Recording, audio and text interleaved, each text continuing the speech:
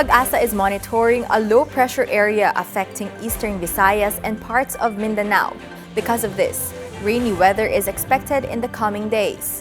To give us the latest update, we have on the line Pag-asa Weather Specialist Charmaine Varilla. Charmaine, nasaan na po ba ang LPA at posible po bang lumakas pa ito?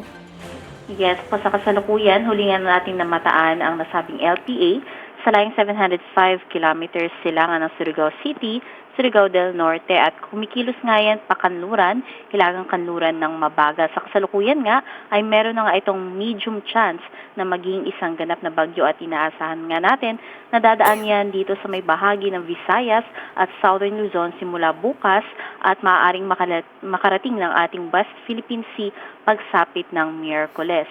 At nakikita din po natin na posible na ma-develop yan at maging isang tropical depression pagkarating ng West Philippine Sea. However, ina-expect natin or hindi pa rin natin naalis yung posibilidad na maaari yang mag-develop habang dumadaan sa landmass. Kaya patuloy po tayong tumutok sa pag-asa. Hinggil nga sa mga latest updates na binabantayan nating low pressure area.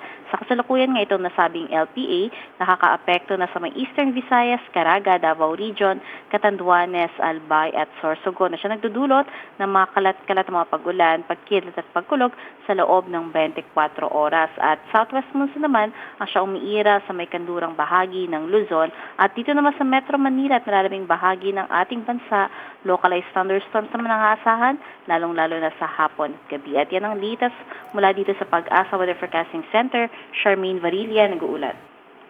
Maraming salamat po sa inyong oras. Pag-asa Weather Specialist Charmaine Varilla.